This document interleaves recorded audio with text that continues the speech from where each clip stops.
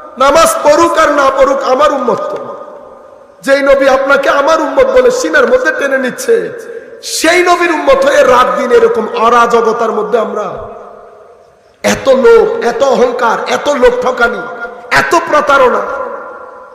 মসজিদের মধ্যে কথা বলার জন্য আমরা উদ্গ্রীব, মসজিদের মধ্যে আওয়াজ করার জন্য উদ্গ্রীব করি না? আবার আমরা বলি না, আরে হন চিহ্ন না বেগাইর, আল্লাহর ঘরে বসে আমাকে কে চিনিনি না? মালাকুল মেয়েতে সে 3 টান দিতে হয় না? চেহারা দেখলে হুঁশ বের হয়ে যায়, আপনি এখানে আসছেন, আমি কে চিনলা না? আপনি কে? ফেরাউনের মতো আনা রব্বুকুমুল আলাকে আল্লাহ লেটিয়ে দিয়েছেন, কুল কায়নাত গিয়ে থুতু ছিটা, জায়গা থেকে নড়তে পারে না। নিজের আওকাত দেখবেন, আপনি কতটুকুনের লোক। অহংকার, বিদ্বেষ, হিংসা এগুলা করবেন না। মসজিদের মধ্যে উঁচা আওয়াজে কথা বলবেন না। মসজিদে গেছেন, সব বন্ধ। খতিব সাহেব যদি কাউকে কথা বলতে বলেন তারপর বলবে। এখন আমরা কি বলি?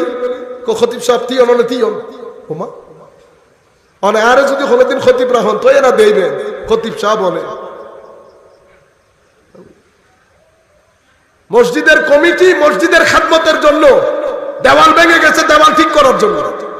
আপনারা বুঝতে পেরেছেন? খতিবের দায়িত্ব তরবিয়ত দেওয়া, নামাজ, আখলাক, শিক্ষার সাইড খতিব দেখভাল করবে, অ্যাডমিনিস্ট্রেটিভ সাইড কমিটি দেখভাল করবে।